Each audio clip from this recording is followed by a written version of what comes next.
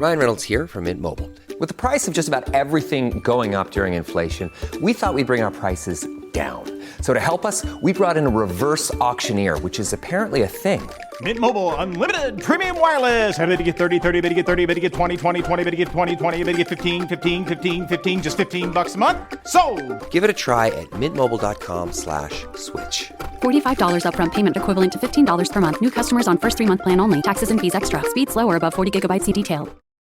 How would you like a 15% discount to my daily email, the stack of stuff, the show notes, discounts to the conference, all of that? All you need to do is text the word show to 33777. You'll get the annual subscription with a 15% discount to my daily email. You'll get the stack of stuff, the links to the show notes, discounts to the conference, and so much more. All you have to do is text the word show, SHOW, to 33777. Text show to 33777.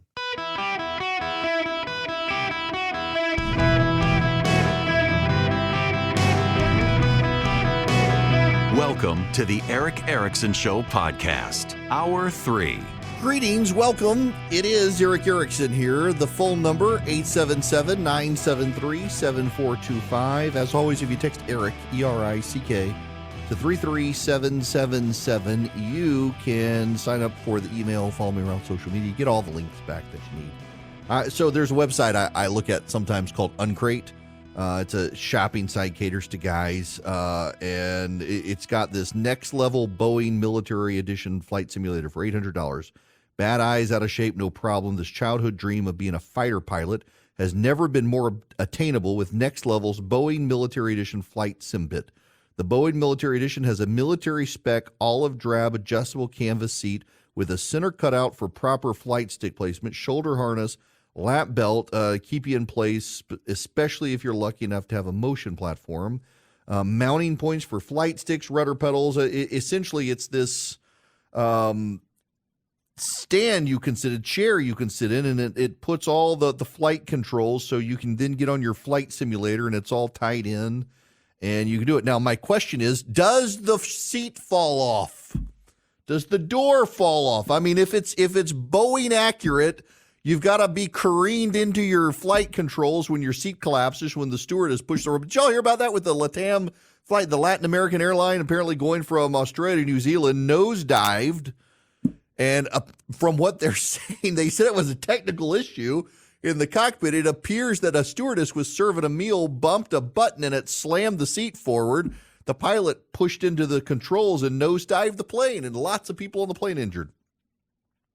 That's not necessarily a Boeing problem, although they clearly shouldn't have made the seat to collapse that way. Now you got these United ones. Okay, y'all know, because I got to say it this way to begin with, I'm not a conspiracy theorist. I'm just starting to wonder. Is somebody trying to sabotage Boeing? And you know, a lot of the problems lately are United. The wheel fell off, something else fell off the plane, siding fell off the plane. They've had some other problems lately. Somebody sabotaging them at this point is because, I mean, this doesn't look good for Boeing. Babylon Bee has a story out that illegal immigrants decided to go back to Mexico when government offered to put them on a Boeing flight to New York. Yes, y'all, I don't know about all that. I don't know. I'm not a big Airbus fan, but I think I'm going to stay on the Airbus lately, or because I can't use Priority Jet or NetJets yet. Can't afford them. Charlie and I, by the way, so I mentioned this Ohope golf course down in South Georgia that's like 100 members and very hard to get on, extremely exclusive, that most people don't even know exists, and we're arguing over whether or not you want a private plane or a membership at that golf course. And I'm kind of in the both camp, but I can't afford either, so I got to stick with Delta. I will stick with Delta. Notice it's not the Delta planes that are having stuff fall off lately. I don't know, though. So this raises the issue. I'm sure you want to know, Erickson, what do you think about the Boeing guy found dead? Okay. Dear lawyers, I'm about to give you my opinion. It's not a statement of fact. It's just an opinion. So you can't sue me because it's just my opinion. Here's my opinion on things. Do I think Boeing killed the guy in Charleston, South Carolina? No. Here's my conspiracy theory. In my informed experience, when someone goes and tells all their friends, if I'm found dead, it's not going to be suicide, it generally is suicide. Guy's been blowing the whistle on Boeing since 2017, and so Boeing only now takes him out in the middle of a lawsuit. And yeah, my personal speculation is that the obvious answer is it was Boeing, which means it's not Boeing, which means it probably is. We're going to find out dude had other issues and committed suicide and wanted to go down in a blaze of glory, throwing the questions towards Boeing. So told all of his friends, hey, if I die, it's not suicide, and then committed suicide. And all of his friends said, well, he said if he died, it wasn't going to be suicide, so must be murder. That's just me. That's the way my mind works. I'm going to move on now. I'm not going to take your calls on your speculation. I just want to be clear here. It's my show. I get to speculate needlessly and provocatively. You, however, do not. Now, let's talk about our favorite subject that you and I love to talk about, electric vehicles. Have you guys heard that Hertz's CEO is out? Now, I wish we had kept the clip,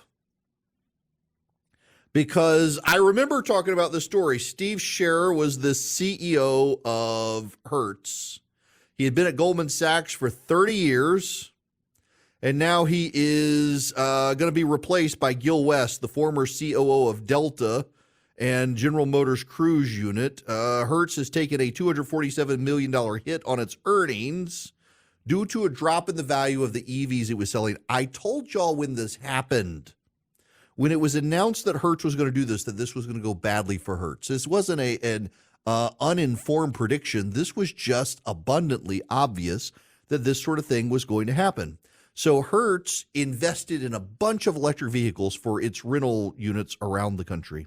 And guess what? People didn't want to rent Teslas. So they sold 20,000 electric vehicles, a third of the EVs that it owns. And now the CEO who decided to do it is out after 4 years. It was 2 years ago they made this EV switch. People did not wish to rent the electric vehicles. Now, this is from CNN, putting the best spin on this. Part of the problem for Hertz was that even people who might want to buy an electric vehicle wouldn't necessarily want to rent one while on the road, when they don't necessarily have the ability to plug them in to charge them as they would at a private home. There might not even be a charging station or enough time for a rental car customer to charge an EV. By hewing to charging rules the way Hertz was enforcing refueling rules, it may have dissuaded customers from wanting to rent an electric vehicle without building any charging infrastructure at the rental locations. Hertz may have hurt its own business. That's right, because anyone who's rented a car, those of you 25 and older, because if you're under that, they won't let you do it. They expect a full tank of gas in the car when you return it. And they charge you basically double to fill up the gas if they have to go do it.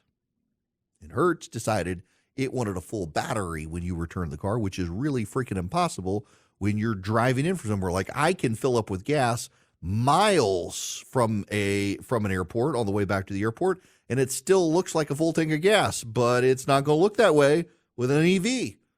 They had all sorts of problems. It was abundantly obvious. And y'all, I told you when this happened, this was going to happen. I told you Hertz was going to walk this path. They're not getting rid of all of them. They're getting rid of a significant chunk of them. And then there's Rivian. Rivian here in Georgia was going to build a big facility in Georgia. It was a controversial facility.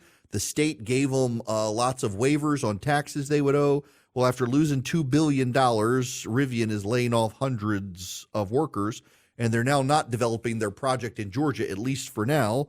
They're laying off 10% of salaried staff. It's the third major job cut since July of 2022. The 10% layoff round will leave several hundred people out of work and slam Rivian's California-based corporate workforce. The spokesman, oh my Lord, y'all, I misread it at first. It's not nearly as exciting as I thought it was. I thought the spokesman's name was Harry Potter. It's Harry Porter. That's all right. It's Harry Potter, but it's pronounced Porter. He's in disguise. The boy who lived there to kill off Rivian. The company has 16,700 total employees. Added the thousands of hourly manufacturing workers wouldn't be part of the layoff. The layoff announcement came alongside Rivian's financial results at the end of 2023. Lost more than $2 billion last year on $4.4 billion in revenue. I know people, so I know specifically 3 people who have Rivians.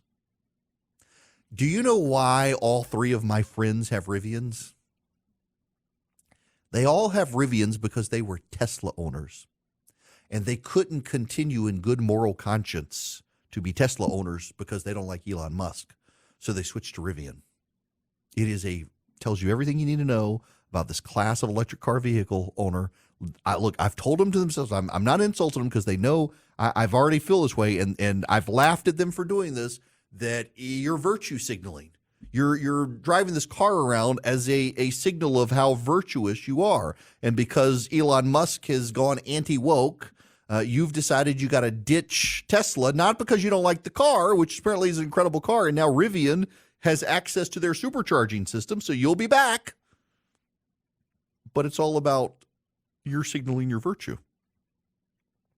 Ford has announced it's going to develop a small electric pickup and an SUV and intends to start them around $25,000. However, this comes as Ford is scaling back its electric vehicle plans. The F-150 isn't selling the way they wanted it to sell.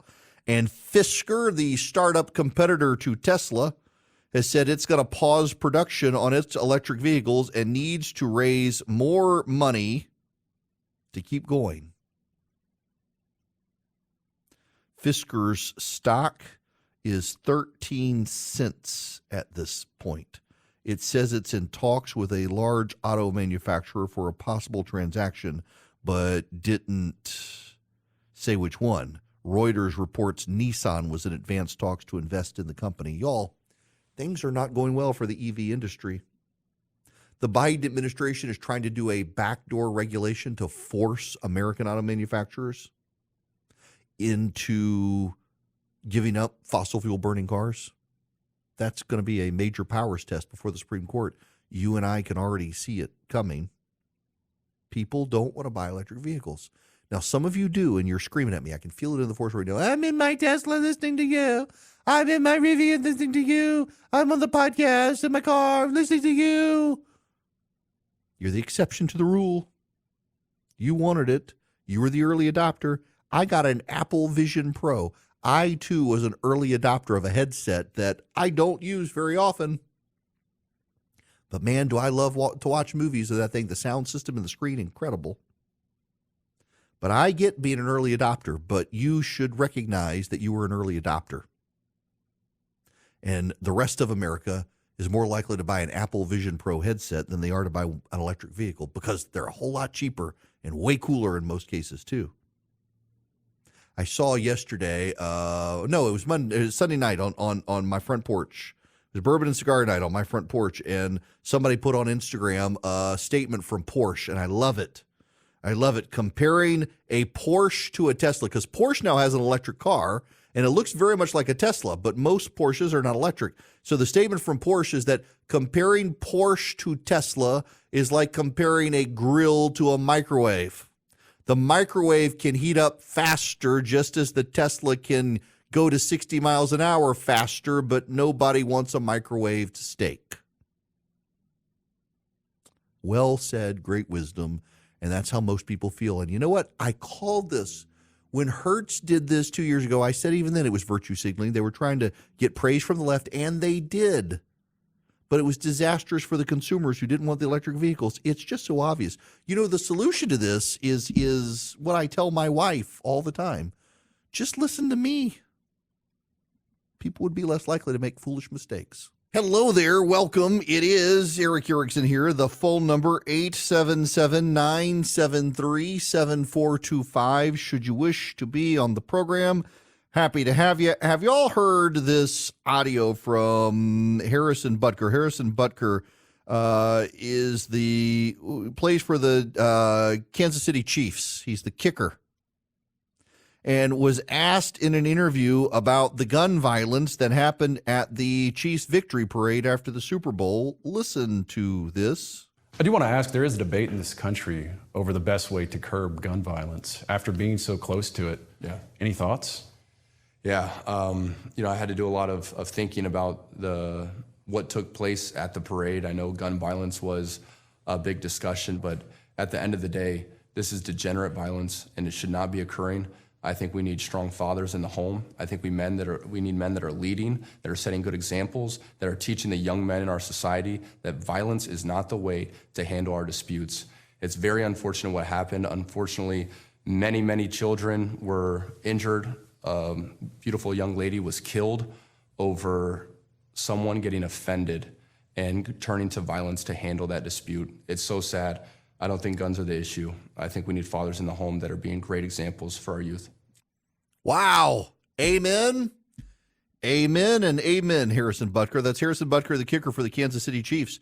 I don't think guns are the issue. I think we need strong fathers in the home that are being great examples. He's absolutely right, by the way. So many of the policies that are being advocated by the left these days are policies designed around avoiding the failures of their prior policies. So many of the government policies designed to elevate the social safety net degraded the family. It's just a fact. And the consequences were sown and now we're reaping them for the families in this country that have collapsed and the fathers who are not in the homes.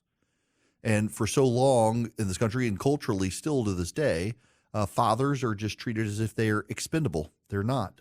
They're a vital and necessary part. The complementarian roles of a father and a mother in a home together raising children, every bit of data, it is undeniable and unescapable that parents raised in a two-parent home with a mom and a dad are less prone to violence, are better able to get a good job and be stable and have a career and perpetuate the species as well. And the left has just broken down family bonds, decided dads were expendable. They treat dads in commercials as idiots. And we're seeing this increase in violence and decay in society in large part because fathers do matter and parents together in a home matter, and we've forgotten that. You know, Old Glory Bank is a bank that is all about family and about traditional values, and that's why they want your business. They even have a banking bill of rights you can see at oldglorybank.com that shows you they're not going to sell your information or give it to the government.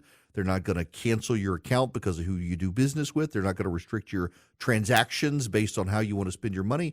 What I love about them is no fee checking, no fee savings, and great interest rates on the savings account, by the way. So I can get my kids their account there, and they're not eaten alive over time by fees. When they cross over 18, they're not going to have to worry about their bank suddenly taking fees. You can do loans with Old Glory Bank. Look, they are my bank, and they're an advertiser because I begged them to advertise because I like them that much, and I want to share them with the world. They're such a good bank. OldGloryBank.com. You can get an account in less than 8 minutes at OldGloryBank.com. I did about a year ago, and I love them. Checking and savings I've got. You can too. Member FDIC, equal housing lender, terms and conditions apply. It's oldglorybank.com. If you want a bank that doesn't charge you fees, oldglorybank.com. Hello, welcome. It is Eric Erickson here across the nation. The phone number, 877-973-7425. If you text the word engage to 33777, you can participate in the Gathering 2024 in Atlanta, Georgia, August 8th through the 11th. It is our annual conference where we take all of our online readers and our listeners around the country and bring everybody who can come together in person to hear from the thought leaders of the right. We've invited the Speaker of the House, my friend Mike Johnson, my friend Chip Roy, the congressman from Texas, Rich McCormick from Georgia, Senator Tom Cotton, Senator Ted Cruz and Joni Ernst, Governor Kim Reynolds and Brian Kemp, Greg Gianforte, and some of the great candidates from around the country as well. Dave McCormick in Pennsylvania, Tim Shee in Montana, and others, all to come sit on stage. The format is they got to answer your questions. They can't just filibuster. They got to sit and have a conversation with me. I take your questions in advance and weave those questions into my conversation with them.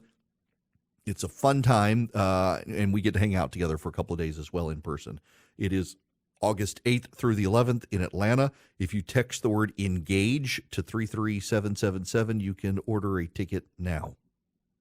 I want to talk about the growing themes of Biden's reelection beyond just saying that it's about democracy. Democracy is on the ballot as their tagline. What I'm kind of surprised about is how small ball Biden's reelection is. I've heard Paul Begala tell this story a number of times. He's told it to me before, that in 1996, Ann Richards, who lost to George W. Bush in 94 in Texas, was lionized by the left but lost. It was one of the reasons the left hated Bush so much is they beat Ann Richards. She beat Ann Richards. Ann Richards called Bill Clinton and said, you're going to lose because you're too busy telling people what you have done and not busy enough telling people what you're going to do in a second term. And that's what she thought was one of the reasons she lost. She was selling what she'd done, not what she would do. Biden's going around the country telling everybody he essentially saved us from COVID and did all this great stuff, and he's paying down the deficit, which isn't true, and balancing the budget, which isn't true, and saving Americans money, which isn't true, and lowering grocery prices, which isn't true. But all this stuff, whether it's true or not, is what he's done, not what he's going to do. What he's going to do is actually rather small ball stuff. So one of the things that Biden is taking on, a signature initiative, is airplane fees. Now, I kind of agree with him on this one. One of my frustrations as a parent is it can sometimes be very difficult to make sure that I and my kids are sitting together on a flight. Now, I am somewhat of more means these days and tend to go in and pay for the higher ticket prices and get first class and put my family with me. There was a very good long time where I couldn't afford to do that, and sometimes having to take the basic tickets. The airline assigns you the seats now. At the very basic ticketing level for most airlines now, the airline just puts you on the plane. You'll find out when you get there what your seat's going to be, and a lot of times they don't put parents and kids together, and that's a real problem. And it also inconveniences the other people. Imagine the person who pays for the aisle seat or the window seat and is sat next to some random kid, and the solution is to go sit in the middle seat on a different row so that the parent can sit next to the kid. That's not a good solution. It inconveniences everybody else around them. And then there are the stupid baggage fees. I more often than not check my bag these days. And I know people say I'm insane, but actually I've had a very good experience with Delta on checked bags. And the reason that I tend to check my bag is I am so tired of the little bitty bottles in the Ziploc bag that burst open and I get shampoo or shaving cream or God knows what all over stuff in the Ziploc bag. And I'm tired of having to deal with the little bitty bags. And so I'd rather take my full size stuff and just check my bag and be done with it and not having to lug my bag through the airport. And then you get on the plane and my gosh, suddenly the overhead compartment is too small for your bag. And it would actually, in my mind, expedite boarding and deplaning if the airlines incentivize people checking their bags instead of carrying them on board. But people carry them on board instead of checking them because if you check them, you're going to be charged a fee. And if you charge the fee, well, you don't want to because you can carry your bag on and not have to pay the extra money after you've already paid a several $100 plane ticket. It's stupid. It's dumb policy. And inevitably, the overhead bins fill up.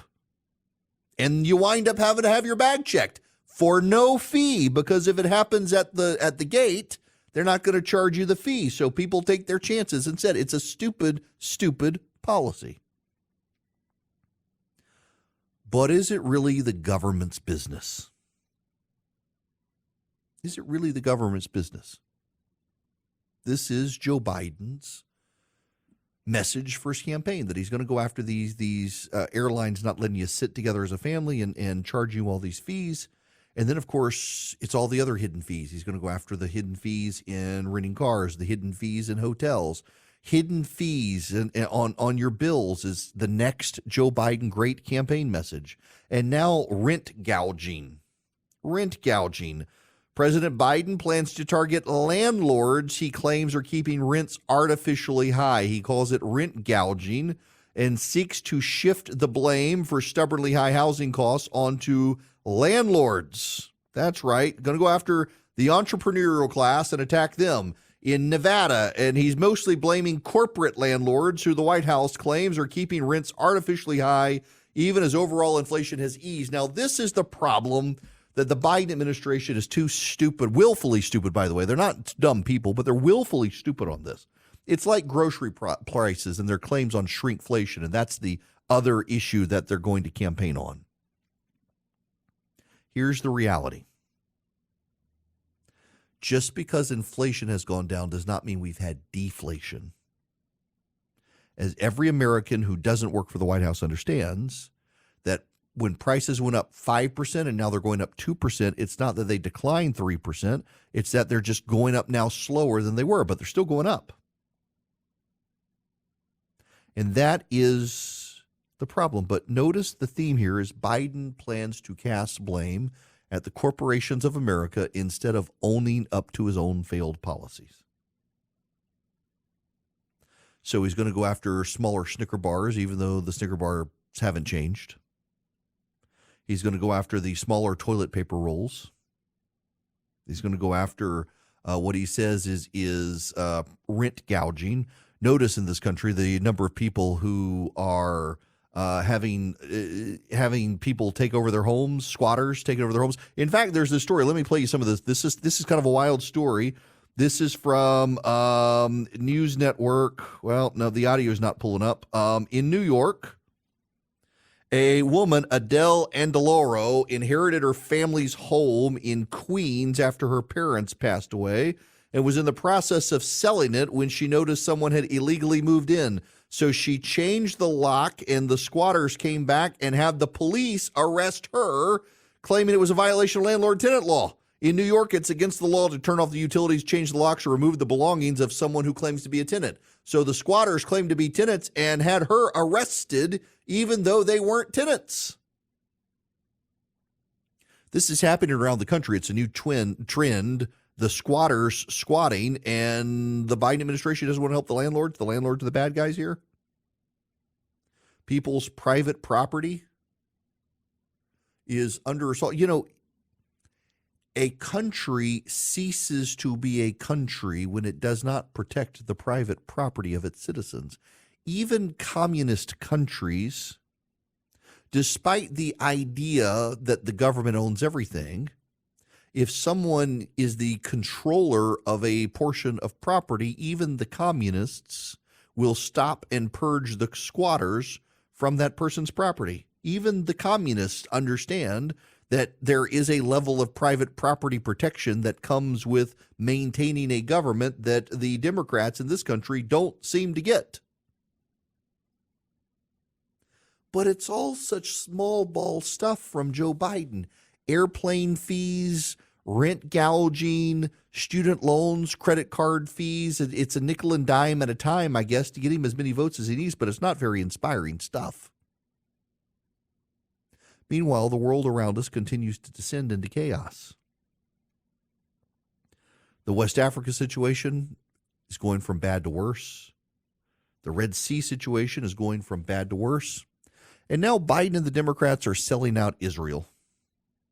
This is from the New York Sun. Here's the headline. Biden, in a major political move, weighs leaving Israel short of arms with which to fight Hamas. The White House has given Israel until Sunday to buckle to its terms, which are far tougher than we're imposing on other countries. It's absurd, but it is necessary because they've chosen to give a heckler veto to progressive activists who decided to vote uncommitted in Michigan, and the Democrats have freaked out about it. An operative of CARE, the Council on American Islamic Relations, was recorded yesterday saying that they intend to cost Joe Biden the election. If Joe Biden continues to stand with Israel care intends to cost Joe Biden the election, well, the Democrats are freaked out about it. They think it's going to be a close election, and so they're willing to throw Israel under the bus and prop up the terrorist organization Hamas, all for electoral expediency. But, there's also the similar pattern with Ukraine where Joe Biden won't give Ukraine what it promises to give and exacerbates the war. And, there are a lot of people out there who say, well, this is just because of the military-industrial complex. They want to keep the war going. No. That's not it at all. That's the dumb thinking of people who actually aren't very intelligent, but hear people online they think are intelligent who are also idiots or con artists. No, the actual truth of the matter is the reason Joe Biden isn't giving weapons is because the progressives within his administration are convinced that this is an occupied situation. And with the Ukrainians and the Russians, it's just a bunch of white people fighting, so why bother really doing anything to resolve the situation? With Israel, it's Israelis are considered the occupiers and Hamas the occupied. They're the sympathetic victim in all of this, even though they started it. It's the woke intersectional thinking of this administration that poisons every foreign policy initiative. The people of Cuba have begun marching in the streets for freedom. Major marches in the streets in Cuba for freedom. And this administration can't mount a response. They don't know how to mount a response because if they mounted a response, it would be white Americans mounting a response, and they think that's bad. Same thing happening in Haiti. 1,000 Americans are stranded, begging for help off the island. The gangs are going into the rich neighborhoods in Port-au-Prince and slaughtering the residents. There are dead bodies covering the streets of Port-au-Prince where the gangs broke into people's houses, dragged people out, and machete chopped them up to death. Haiti does not have a right to keep and bear arms. And the Biden administration can't mount a response because it would be the white colonizers of America engaging, so they can't mount an effective response. They are broken down by indecision and fear of white colonizing criticisms because of the wokes. It's disgusting to see. And it is absolutely mind-numbing that, one, we would do this, and two, that this whole situation would come about because the wokes hate America, and they're the ones in charge right now. Now, I love Stamps.com, and I want you to as well. If you go to Stamps.com, click on the mic, and put in Eric, E-R-I-C-K, you can start shipping and saving today with Stamps.com. In fact, I got a package in my office that I've got to do that with because I got to ship something to a radio station, and I use Stamps.com. So you go to Stamps.com, you log in, and you can find the cheapest and the fastest options from UPS and the post office, saving up to 89% off. And then you can arrange pickup at your office so you never have to go stand in line again. It's really easy. All you need is a mobile device or your computer and a printer, and you can print your labels. You can even get the supplies from Stamps.com, the bubble wrap, the boxes, you name it. You can get it all from Stamps.com. Right now, if you go to Stamps.com and you click on the microphone and put in Eric, E-R-I-C-K, you get a limited time offer with some free postage, free digital scale, so you can weigh out your packages, get the package weight right, and you don't have a long-term commitment. You don't have a contract to sign. You can cancel at any time. I have on and off for 20 years used Stamps.com because they save me money and they keep me from having to stand in the lines. You don't want to stand in the lines. Go to Stamps.com, click the microphone, put in Eric, E-R-I-C-K. You can get shipping and saving today with Stamps.com. Can I have just a small chat with all of you? Because I got a lot of hate mail on this at the time, and we need to wrap it in a bow, finish it, put a period at the end of the sentence of this stuff. Texas passed a law that allowed police to arrest people for illegally crossing the Mexican border. Now, some time ago, the United States Supreme Court paused the decision and told Texas it couldn't enforce the law. And I told you guys at the time, there's a process. Justice works slowly. The Supreme Court was not throwing out the law, but they were pausing enforcement while they considered the arguments. Just yesterday, I think it was, or the end of last week, Sam Alito continued to pause the law. And people flipped out at Sam Alito and said he was betraying conservatives. And this was absurd. And I saw one political commentator say Texas needs to ignore the court and the feds and just start arresting people. And if the feds get in the way, round up the feds and arrest the feds as well. It was absurd. It couldn't happen, but it whipped people into a frenzy. The United States Supreme Court this afternoon has, on a 5-4 decision, upheld the Texas law, allowing people to arrest illegal aliens crossing the Mexico border. The law was challenged by the Justice Department that it could be encroaching on the federal government's authority over immigration. The ruling allows Texas to immediately begin enforcing the rule. The law ignited concerns among immigration activists that it would be used to target anyone without legal immigration status. In Texas, crimes classified as misdemeanors have a statute of limitations of 2 years, while felonies have a statute of limitations up to 3 years. The law makes it a state crime to illegally cross the Texas-Mexico border between ports of entry. It allows state police to arrest people if the authorities have probable cause to believe they have crossed the border. I told you, let the process work out. A bunch of conservative commentators decided to agitate you and make you get into a frenzy and make you hate the conservatives on the Supreme Court and think they were all going to sell you out because they wanted clicks. As someone who has been a lawyer, who has appealed decisions, I understand there's a process. And the process is slow. And sometimes there look like setbacks. But ultimately, you've just gotten a 5-4 win from the United States Supreme Court, people. A 5-4 win. You got what you wanted.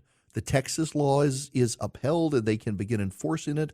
The court, under its own procedures, as I told you a month ago, the reason the court would enjoin Texas in a situation like this is because the actions it would take could be irreversible, that is, by forcing someone out of the country immediately while the law was being considered. That's considered somewhat of an irreversible action, and the courts tend to enjoin states from enforcing laws that would lead to irreversible actions. It's a procedural thing. You may not like it. It's the way the process works, and it works every time. This was no different. Some of you were whipped into frenzies by talking heads in a chattering class that just wants you in existential terror all the time. And then you people sent me hate mail saying I was downplaying something and shouldn't. You just won. 5-4. The Supreme Court upheld Texas law. Enforcement begins immediately. Texas now has the power to round up illegal aliens and throw them out of the country. I told you that would happen too. But people wanted to send me hate mail because I told you just to be patient and wait for the process to resolve itself.